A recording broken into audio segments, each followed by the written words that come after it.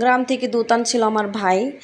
তো গরুর দুধ দিয়ে ফালুদা রান্না করে নিলাম ঠান্ডা ঠান্ডা। এখন যেহেতু আমের সিজন, আম দিয়ে হচ্ছে ফালুদা রান্না করে সাথে আম ফল দিয়ে তারপরে কলা এগুলো দিয়ে খেলে ভালোই লাগে ঠান্ডা ঠান্ডা। যেহেতু একটু গরম পড়ছে তো ফালুদা রান্না করে নিলাম। আরে হচ্ছে আজকে পিৎজা বানাবো। পিৎজা বানানোর জন্য হচ্ছে এখানে ডোগুলো নিয়েছি, আর হচ্ছে পিৎজা বানানোর জন্য এখানে মজরেলা চিজ নিয়ে নিয়েছি, তারপরে হচ্ছে অলিভস ক্যাপসিকাম এগুলো নিয়েছি, আর এখানে ডিম সিদ্ধ করে নিলাম। ডিম সিদ্ধ করে ভাজা করে নিয়েছি। আর হচ্ছে এখানে কিছুটা নিয়ে ভাজা ছাড়া রান্না করব। পেঁয়াজ কষিয়ে নিলাম, পেঁয়াজ ভেজে তারপর হচ্ছে মশলা দিয়ে কষিয়ে নিয়েছি। ডিম ভুনা করব এখানে। আর আমার হাজব্যান্ড হচ্ছে ডিম ভাজা ছাড়া সে ভুনা খায়, তো ডিম ভুনা করে নেব। আর হচ্ছে এখানে আলু দিয়ে পাঙ্গাস মাছ দিয়ে তরকারি রান্না করব, আর চিচিঙ্গা ভাজি করব, সাথে হচ্ছে ডিম দিয়ে চিচিঙ্গা ভাজি করব। বেশি করে পেঁয়াজ কুচি দিয়ে দিলাম, যেহেতু গেজের ছেলেদেরকে খাওয়াই তো 3 বেলায় রান্না করতে হয়, একটু বেশি হয়ে যায়, রান্নাবান্না চাপ হয়ে যায়, সেই কারণেই হচ্ছে ভিডিও দিতে পারি না। তো মাছ কেটে ধুয়ে নিয়েছি, আবার হচ্ছে পেঁয়াজ কাঁচামরিচ কেটে নিয়েছি, পটল দিয়ে আলু দিয়ে পাঙ্গাস মাছ দিয়ে তরকারি রান্না করব।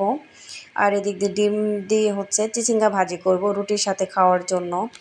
তো 3 বেলা রান্নাবান্না করতে করতে আর কি দিন টাইম পার হয়ে যায় আমার, তো সারাদিন রান্নাবান্নার কাজে ব্যস্ত থাকি। তো এই তো কেটে ধুয়ে নিয়েছি, আর হচ্ছে এদিক দিয়ে কষিয়ে নিচ্ছি। আর আজকে হচ্ছে তরকারি কষিয়ে রান্না করব, ভেজে রান্না করতে পারবো না, আজকে প্রচণ্ড গরম পড়ছে।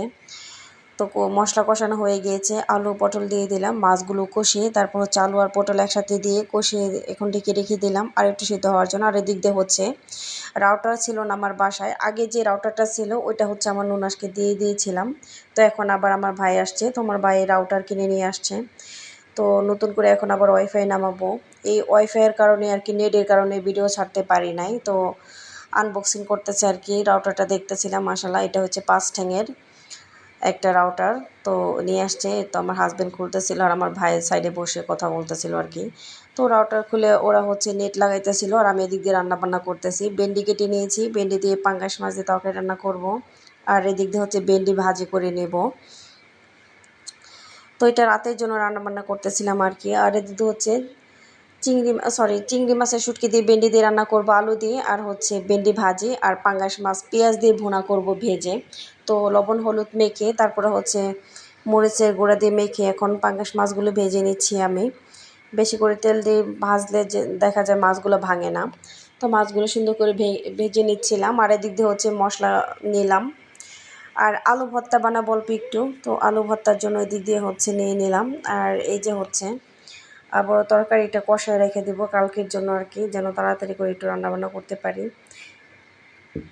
বাসায় কদিন যাবৎ কারেন্টে ডিস্টার্ব দিতেছিল আর কি, আর এখন যেহেতু কারেন্টের চুলায় রান্না করে আমি একটু কষ্টই হয়ে যায়। আর এদিক দিয়ে হচ্ছে মাছের ভর্তা বানাবো, টাকি মাছের ভর্তা।